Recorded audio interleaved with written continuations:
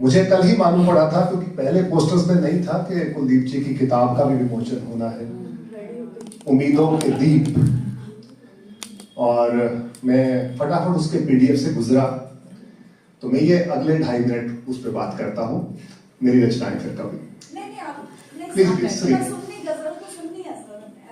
जब मैं ये उम्मीदों के दीप देख रहा था, तो मेरे मन में एक सवाल पौधा, दीप क्या है? क्या है दिया? सिर्फ एक मुट्ठी धूल,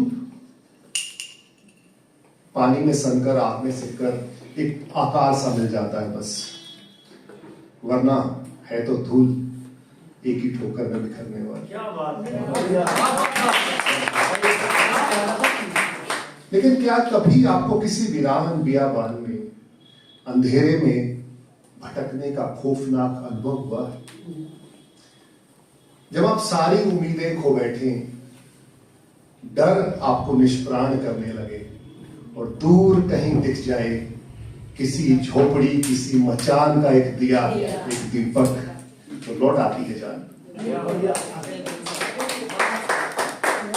वही एक दीप मुझे दिखाई दिया उस किताब के अंदर।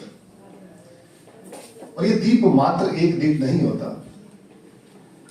जब तीनों लोगों को प्रकाशित करने वाला सूरज भी छुप जाता है, तब वो एक दीप हमारे आसपास उजाला देता है।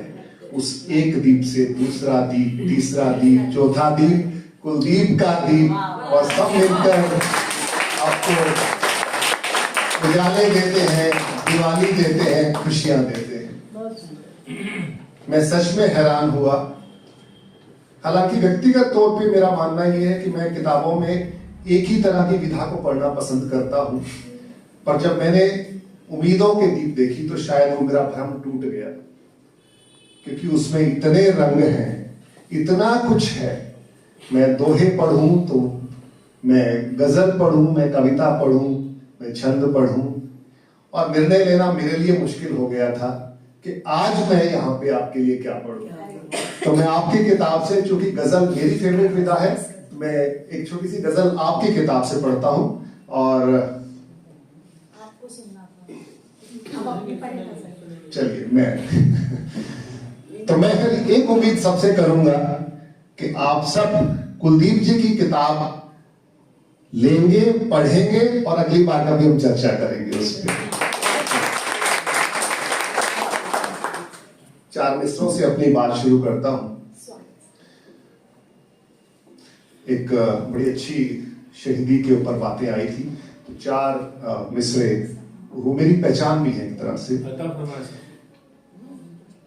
कि हवाओं से कहां उम्मीद कुछ भी पालता हूं, हवाओं से कहां उम्मीद कुछ भी पालता हूं, भरोसा था परों पर इसलिए ऊंचा उड़ा हूं, मेरे पुरखों ने सर की भेंट दी थी सच की खातिर, हमेशा सर झुकाने की रिवायत से बचा हूं, हमेशा सर झुकाने की रिवायत से बचा हूं। बहुत शुक्रिया जी। 4 मिसरे और देख लें के। जान देने के लिए तैयार होते ही नहीं, जान देने के लिए तैयार होते ही नहीं, अब किसी भी कौम में सरदार होते हैं। जान देने के लिए तैयार होते ही नहीं, अब किसी भी कौम में सरदार होते ही नहीं, और राजमहलों को भी होती है कसीदों की तलब, वरना अपने मुल्क में अखबार होते हैं।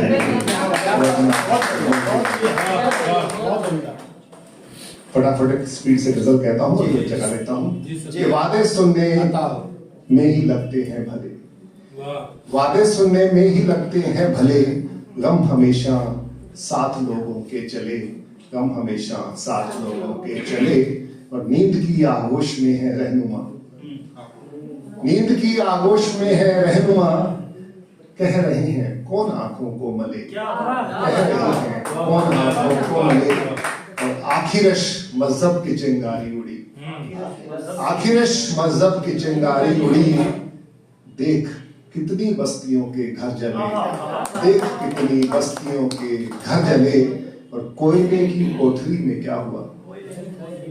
कोयले की कोठरी में क्या हुआ? शोर था जो आए हीरे में ढले, शोर था जो आए हीरे में ढले। हो गए खामोश सारे ही अवाम, हो गए खामोश सारे ही अवाम। डर से टूटे हैं सभी के हौसले, डर से टूटे हैं सभी के हौसले। और जिंदा है इस आस पर बूढ़ा शजर, जिंदा है इस आस पर बूढ़ा शजर। लौट आएंगे परिंदे दिन ढले, लौट आएंगे परिंदे दिन ढले। और आज का आखिरी शेर आप सबको समर्पित कि लौट आएंगे परिंदे दिन ढले। और चैन की बांगा कभी तो सांस लूं, चैन की बांगा कभी तो सांस लूं।